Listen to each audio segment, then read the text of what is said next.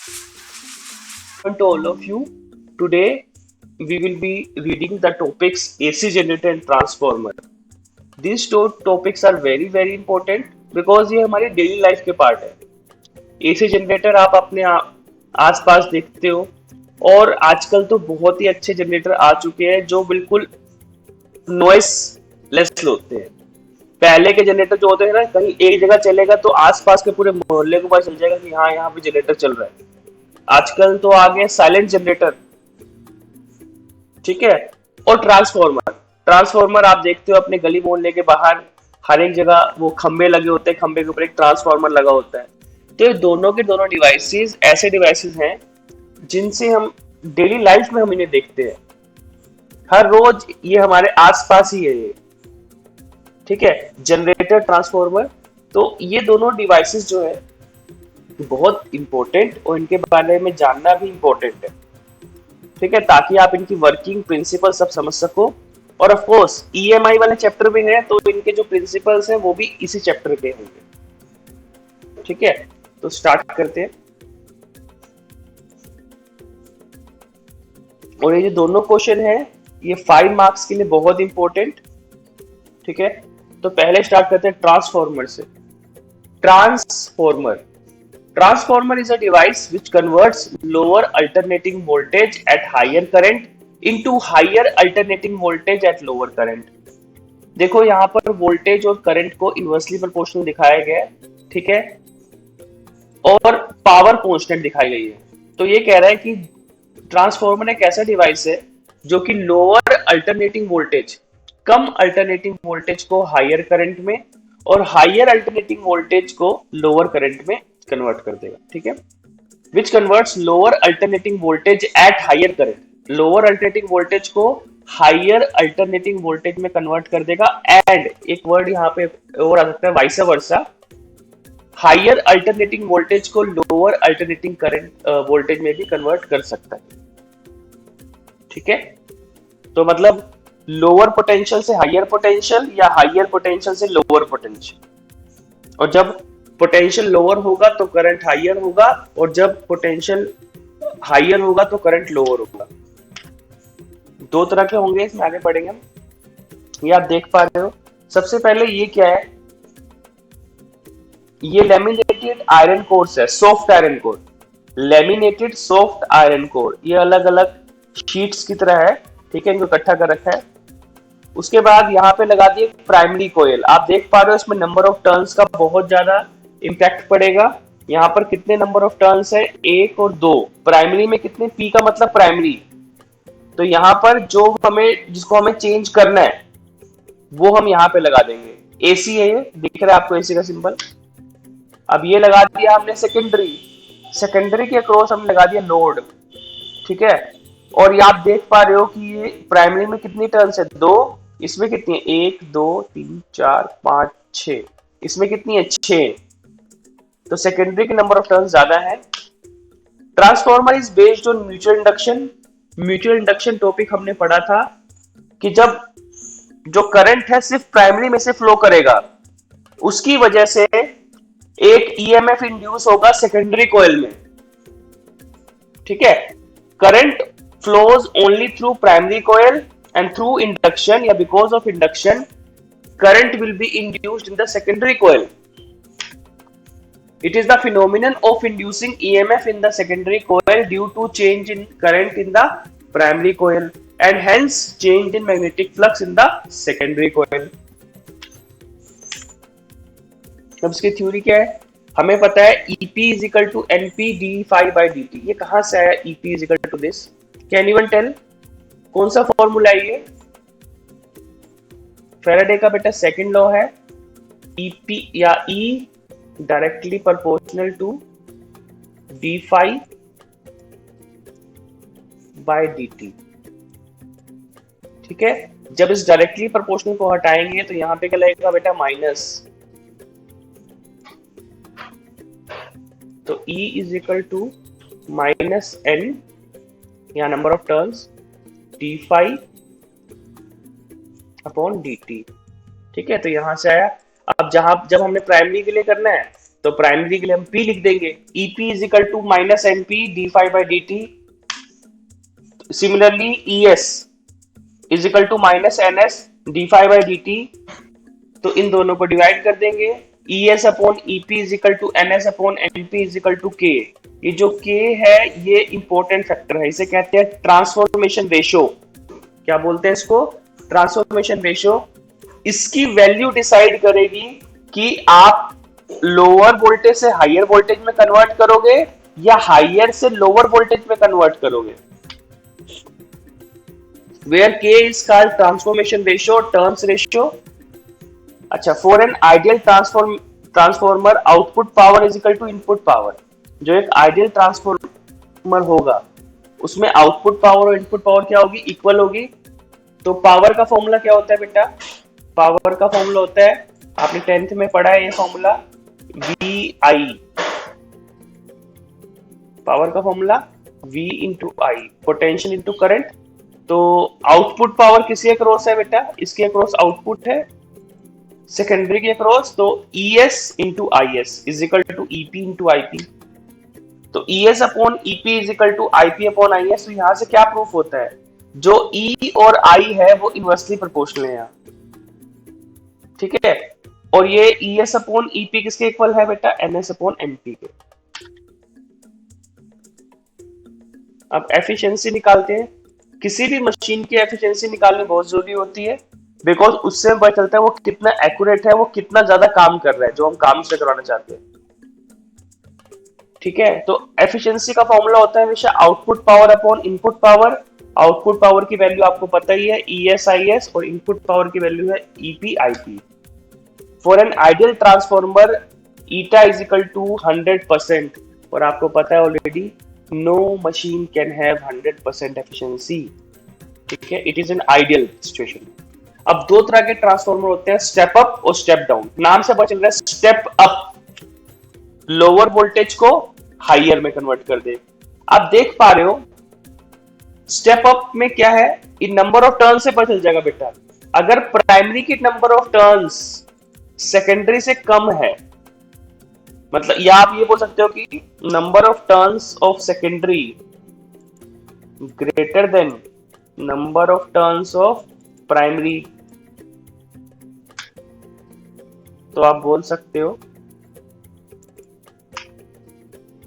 सकते हो कि ये स्टेप अप ट्रांसफॉर्मर है।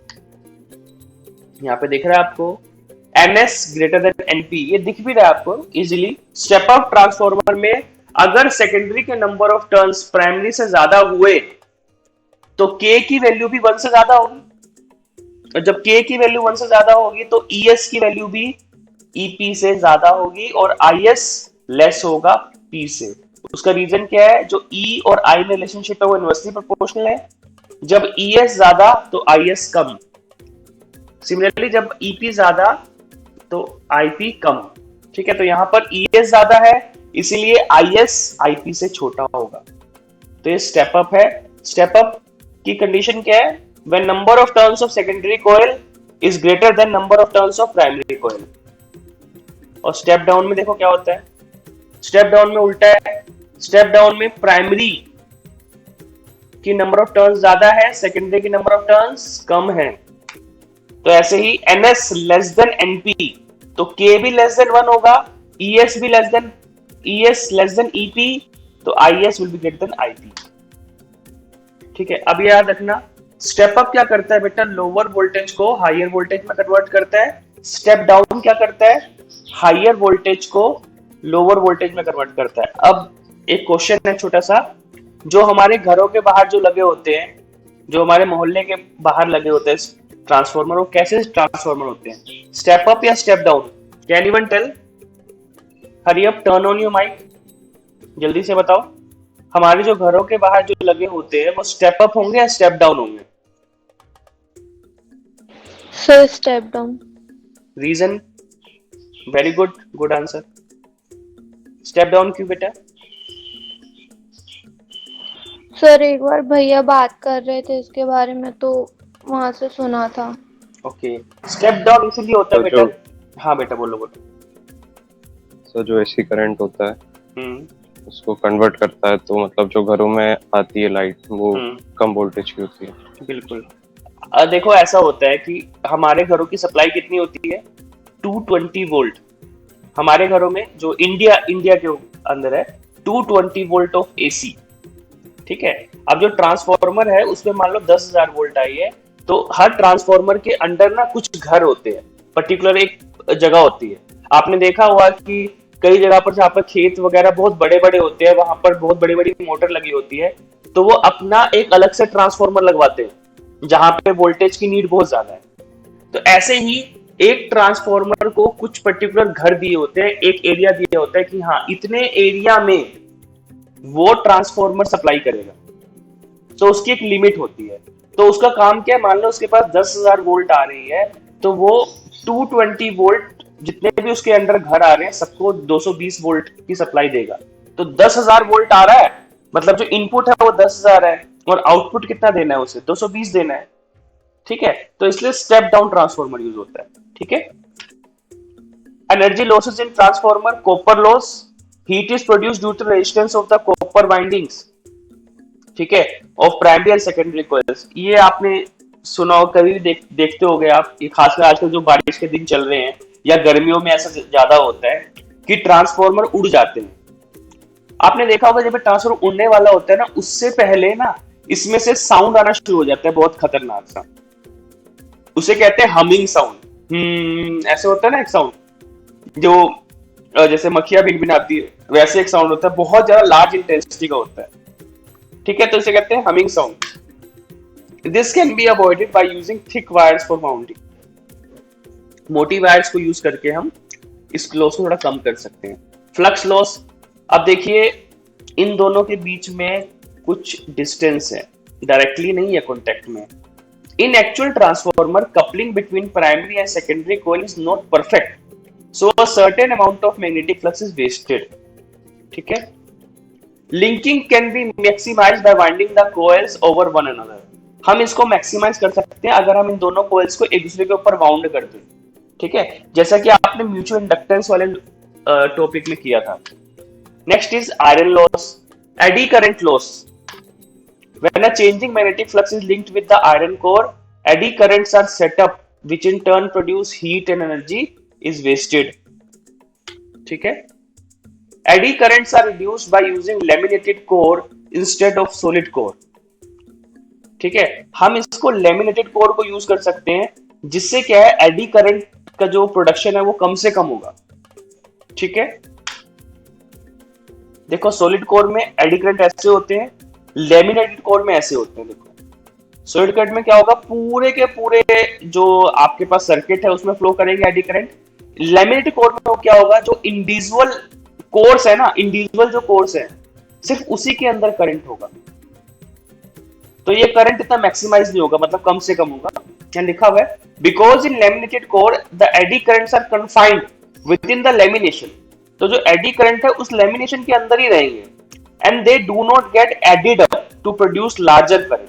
लेकिन आप देख पा रहे हो जो सॉलिड वाला जो कोर है उसमें सारे के सारे जितने भी एडी करंट है वो सारे ऐड हो गए, तो वो ऐड होकर बहुत ज्यादा करंट बना सकते हैं, जो कि इफेक्ट करेगा ट्रांसफॉर्मर की वर्किंग में और ट्रांसफॉर्मर को जल्दी खराब करेगा। लेकिन अगर हम लेमिनेटेड कोर को करें तो वो जो एडी करंट है वो कन्फाइंड हो जाएंगे, मतलब वो बनेंगे लेकिन हर एक कोर में बनेंगे और कोर में ही रहेंगे, वो एडअप नहीं होंगे, जिससे जो उसकी लाइफ है थोड़ी बढ़ जाएगी। हिस्टेरिसिस लॉस, ये जो हिस्टेरिसिस लूप है ये पहले यूनिट नंबर 3 में पढ़ाया था, अब यूनिट नंबर 3 में इस बार सिलेबस में नहीं है। When alternating current is passed, the iron core is magnetized and demagnetized. देखो अल्टरनेटिंग करंट का मतलब क्या होता है, आपको पता है एक साइकिल होती है ऐसे पॉजिटिव और नेगेटिव की। आपको पता है कि जो एसी साइकिल होती है वो combination of positive half cycle and negative half cycle. तो इसमें जो करंट है वो एक बार आएगा फिर जीरो भी होगा फिर दोबारा आएगा।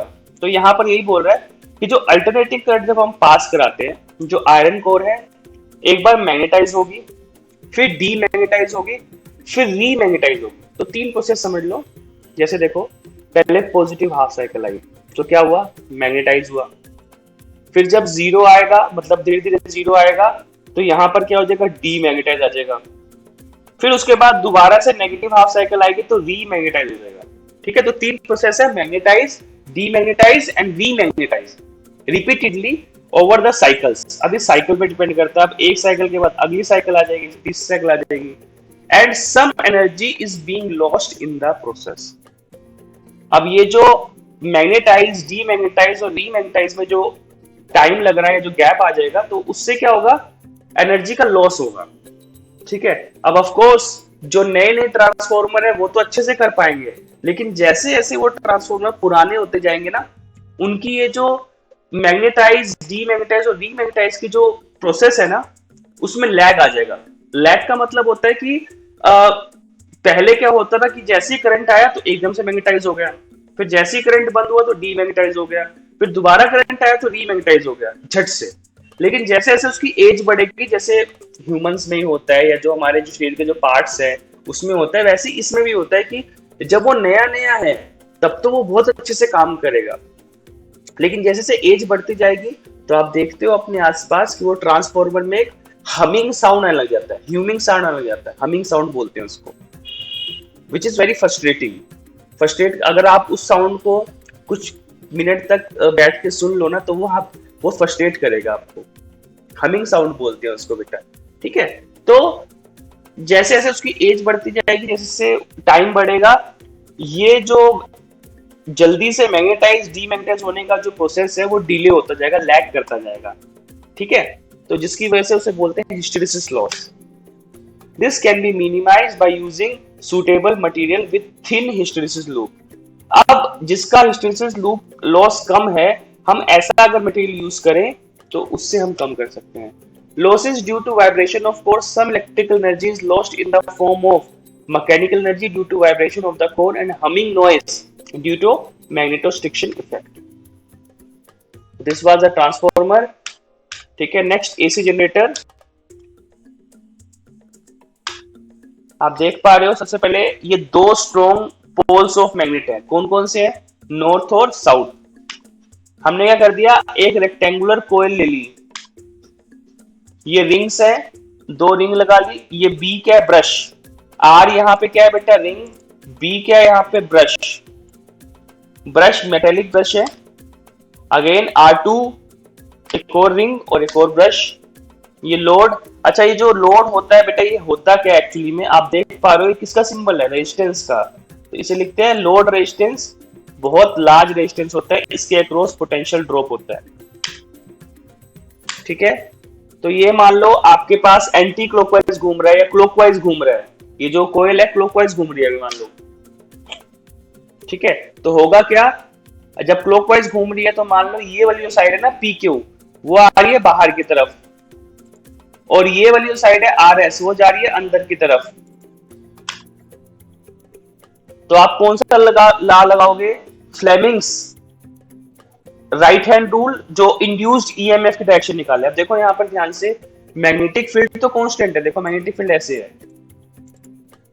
अब एक बार यहां से अंदर आ रहा है, सॉरी बाहर आ रहा है, और यहां से अंदर जा रहा है, मैग्नेटिक फील्ड डायरेक्शन कांस्टेंट है।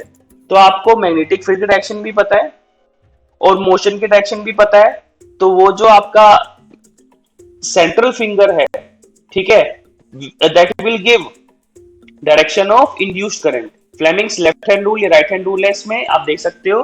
ठीक है, कि अगर आपका जो थंब है वो मोशन ऑफ कंडक्टर बताए, अगर आपका जो फर्स्ट फिंगर है वो डायरेक्शन ऑफ मैग्नेटिक फील्ड बताए, तो जो आपका सेंट्रल फिंगर है that will give direction of induced EMF। तो इंड्यूस्ड EMF डायरेक्शन निकालेंगे तो ये ऐसे अपवर्ड की तरफ आई। ठीक है, सिमिलरली अगर ये क्लॉकवाइज ही घूम रहा है, लेकिन अब देखो क्या हुआ, ये क्या है, ये 0 डिग्री पे है, सॉरी 0 नहीं, मतलब ये थीटा एंगल पे है। और अगर हम इसके बिल्कुल अपोजिट में चले जाएं, मतलब 180 पे चले जाएं, ये मान लो 0 पे है और ये 180 पे है। 180 पे क्या होगा, 180 पे जहां पर देखो PQ था, ये PQ है ना, वहां पर क्या आ गया बेटा, RS आ गया। क्योंकि जब आप किसी भी चीज को 180 डिग्री रोटेट कर दोगे तो जो साइड पहले ऊपर थी वो साइड नीचे आ जाएगी और जो साइड नीचे थी वो साइड ऊपर आ जाएगी। करके देख लेना चाहिए। देखो यहाँ पर जहां पे पी क्यू था अब यहाँ पे आर एस आ गया, और जहां पर आर एस था अब वहां पर पी क्यू आ गया। मतलब 0 डिग्री पर जो चीज ऊपर की तरफ थी वो अब नीचे आ गई, और जो चीज नीचे की तरफ थी वो ऊपर आ गई। सिमिलरली जब चेंज किया तो यहाँ पर देखो पी क्यू की जगह आर एस आ गया और आर एस की जगह पी क्यू आ गया। डन। बाकी सब चीजें बिल्कुल सेम है, तो करंट की डायरेक्शन चेंज हो जाएगी। एसी जनरेटर और AC dynamo is a device which converts mechanical energy into electrical energy। Mechanical energy से इलेक्ट्रिकल एनर्जी बनाते हैं। Principle AC generator is based on the principle of EMI. आप simply definition लिख सकते हो, whenever there is a relative motion between coil and magnetic flux, coil, ठीक है, then whenever change in magnetic flux there will be EMF or current is induced। Construction field magnet with poles N and S, armature coil PQRS, rectangular armature coil, slip rings RN and R2, brushes, load. Working.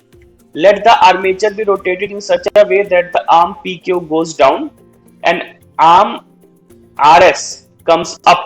जैसे कि आपने diagram में देख पा रहे थे, from the plane of the diagram induced EMF and hence current is set up in the coil by using Fleming's right hand rule। The direction of current is PQ, RS, R2, B2, B1, R1, P। ये देखो जरा पढ़ो, देखो समझो। देखो यहाँ से शुरू कहां से हो रहा है, देखो करंट ये दिख रहा है आपको ब्लू टिक में, आर PQ, फिर QR, फिर RS, फिर उसके बाद कहां पे B1, ठीक है, R1, B1, फिर उसके बाद R2, B2, ठीक है। तो इसीलिए नाम दिया गया ऐसे, PQ, RS, R2, B2, B1, R1, P। After the half rotation के बाद जो PQ है वो ऊपर की तरफ आ जाएगी और RS नीचे की तरफ चल जाएगा। तो again by using Fleming's right hand rule, direction of induced EMF, if one way of current is taken positive then the reverse current is taken negative. Therefore the current is said to be alternating and the corresponding wave is sinusoidal। ठीक है। अब उसकी theory क्या है? Theory में आपने बेटा कुछ नहीं याद रखना, आपने सिर्फ और सिर्फ जो टॉपिक था ना मेथड्स ऑफ इंड्यूसिंग ईएमएफ, उसमें जो ओरिएंटेशन वाला टॉपिक था वो पूरे का पूरा इसमें आ जाएगा। एक बार दोबारा दिखा देते हैं, ये डायग्राम भी था वहां पर, बिल्कुल सेम करना है आपने, बिल्कुल सेम वही चीज है। E is equal to E naught sine omega T. ये वेव आ गई आपके पास, ठीक है। So that's it. So our unit number 4 is over. I hope आप सब लोगों को समझ में आया होगा, ठीक है। और जो भी कोई प्रॉब्लम होती है वो हम डिस्कस कर सकते हैं इन द नेक्स्ट लेक्चर, ठीक है। So thank you all.